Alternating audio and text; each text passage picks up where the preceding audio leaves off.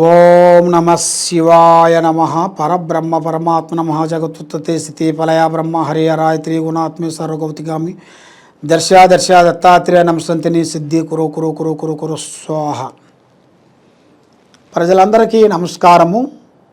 శ్రీ క్రోధినామ సంవత్సరం 2024 డిసెంబర్ మాసం మిథున రాశి ఫలితాలు. ఈ మిథున రాశి వాళ్ళకి గ్రహస్థితి ఎలా ఉందా అనేది ఇప్పుడు మనం తెలుసుకోబోతున్నాం. గ్రహస్థితి యోగం అనేది అదృష్టము, జీవితము, లలాటకము యోగము. వీళ్ళకి మృగశిర నక్షత్రము, ఆరుద్ర నక్షత్రము, పూర్వాస్తు నక్షత్రము కలిస్తేనే మిథున రాశి ఫలితాలు. ఈ రాశి వాళ్ళకి ఆదాయములు 5, ఖర్చులు 5, అంటే సేమ్. వాళ్ళు ఎంత సంపాదిస్తారో అంత ఖర్చు పెట్టేస్తుంటారు. ఎందుకంటే ఇలా ఆదాయం దగ్గర ఖర్చు అనేది మీడియంగా కనబడుతుంది. మరి ఇలా యోగం ప్రకారంగా చూసుకుంటే రాజపూజితలో చూసుకుంటే 3 భాగాలు అంత అనుకూలంగా లేదు. మరి అవమాన విధానాల్లో చూసుకుంటే 6% ఎక్కువగా కనబడుతుంది. మరి ఈ 6% అంటే మీకు చాలా వరకు బ్యాడ్ కనబడుతుంది.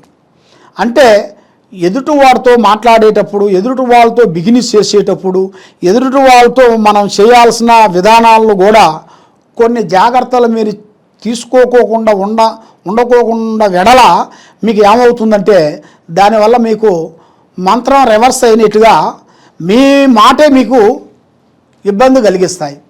మీకు దగ్గర ఉండవలసిన వాళ్ళు మీ మీద శత్రువులు అయిపోతుంటారు, మీ మిత్రులే శత్రువులు అయిపోతుంటారు. కాబట్టి ఏ కార్యక్రమం చేసినా, ఏ పని చేసినా అది మన సొంత నిర్ణయమే మనకు చాలా ఇంపార్టెంట్. మన సొంత నిర్ణయంతో నువ్వు ఏ కార్యక్రమం చేసినా మీకు అనుకూలంగా ఉండే యోగం అనేది యోగంలో కనబడుతుంది. మరి మీ జాతకంలో ఉండవలసిన వాళ్ళకి, మిథున రాశిలో ఉండవలసిన వాళ్ళకి స్త్రీ పరంగా చూసుకుంటే చాలా వరకు అదృష్ట యోగము చాలా వరకు కనబడుతుంది. అంటే స్త్రీ వల్ల చాలా వరకు గొప్ప ప్రయోజకులు అవుతారు. అంటే ఇంట్లో ఉండవలసిన స్త్రీలు కానీ, బయట ఉండవలసిన స్త్రీలు కానీ, ఏ స్త్రీ అయినా కూడా ఒక స్త్రీ వల్ల ఇలా జాతకం అనేది చక్రం తిరిగే యోగం అనేది కనబడుతుంది. అంటే ఊహించని మలుపు అనేది వస్తుంది.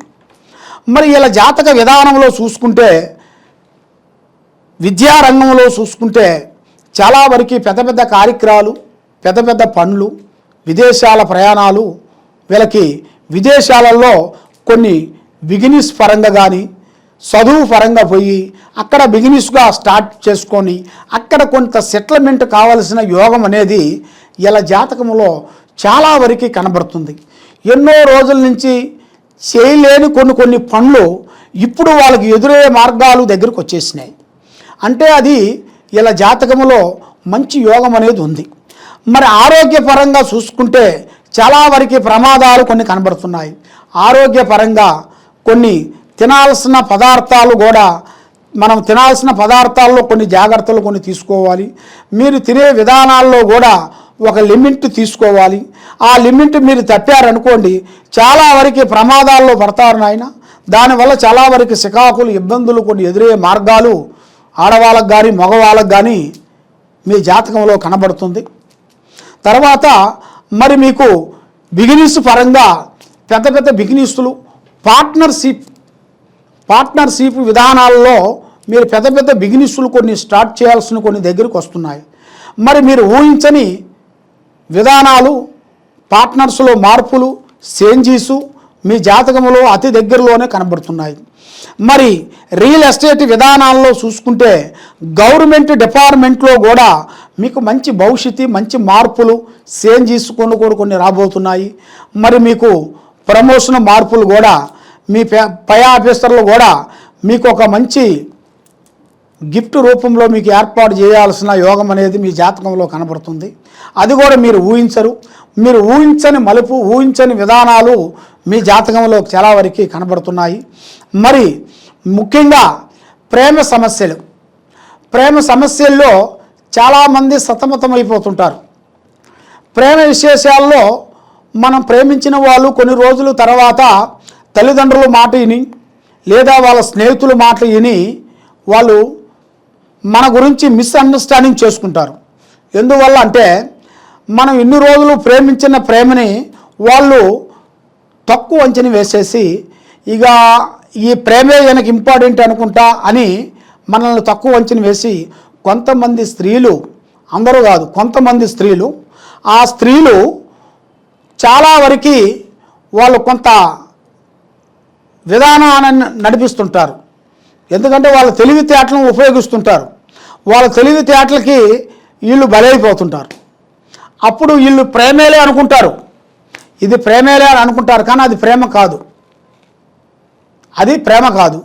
ప్రేమ అనేది అది ఇద్దరి మనసులో నుంచి రావాలి. తన లేదు నేను లేను, నేను లేని తన లేను అన్నట్టుగా అలా అనిపించాలి, అది ప్రేమ.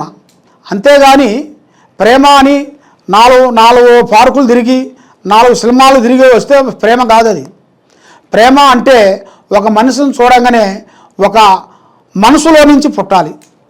ముఖము చూడంగానే ఆ కళ అనేది ఆటోమేటిక్గా రావాలి. ఆ ప్రేమ అనేది ఆటోమేటిక్గా కనెక్ట్ అవుతుంది. అంతేగాని ప్రేమ అనేది దాంట్లో చాలా విధానాలు ఉంటాయి. సూపులో ప్రేమ సూపు ఉంది, దొంగ సూపు ఉంటుంది, దాంట్లో ప్రయోగ సూపు ఉంటుంది, దాంట్లో స్థాన సూపు ఉంటుంది, దాంట్లో యోగ సూపు ఉంటుంది. ఆ విధానంగా ప్రేమలో కూడా ఆ విధానాలు కొన్ని ఉంటాయి. సూపులోనే ప్రేమ ఉన్నప్పుడు మరి సూపులోనే చెడు ఉంటుంది, సూపులోనే విధానాలు కొన్ని మార్పులు ఉంటాయి. ఆ విధంగా మీరు ఎవరిని ప్రేమించినా ఎవరిని ఏది చేసినా కూడా ఆశ చూసి ముందడుగు వేయాలి. కానీ ఏం పర్వాలేదులే అనుకుంటే కాదు. మన జీవితం అనేది ఈ కలియుగంలో భగవంతుడు మనకిచ్చిన మానవ జన్మ, ఈ ఒక్క జన్మే, మళ్ళీ ఇంకో జన్మ లేదు. దీంతో స్టాప్, ఇక ఫుల్ స్టాప్ అయిపోతుంది. ఇక మళ్ళీ మానవ జన్మలో మనం పుట్టాం. ఇక ఏ రూపంలో పుడతామో చెప్పలేము. అది కుక్క రూపంలోనో, జంతువు రూపంలోనో, కాకి రూపంలోనో, ఏ రూపంలో పుడతామో చెప్పలేము. ఆ విధంగా ఈ మానవుడు మనకు భగవంతుడు ఇచ్చిన ఈ మానవ జన్మకి ఈ ఒక్క విధానాన్ని మనం దాన్ని కరెక్ట్గా పట్టుకోవాలి. ఎందుకంటే మనం ప్రేమించేది కానీ, మనం తీసుకున్న ఉద్యోగ విశేషం కానీ, మనం చేసే పని కానీ, మనం చేసే ఆలోచనలు కానీ చాలా జాగ్రత్తలు తీసుకోవాలి. చాలా జాగ్రత్తలు తీసుకోకుండా అశ్రద్ధగా ఆలోచించినట్టుగైతే అధోగతి పాలయ్యే మార్గాలు కొన్ని కనబడుతున్నాయి. అది అందువలన మీరు ఏ కార్యక్రమం చేయాలనుకున్నా మరి ఆ భగవంతుడు చేయాల్సిన పూజా బలం ఎలా ఉందంటే మీకు లక్ష్మీ కటాక్షమైన కళ చాలా బాగుంది.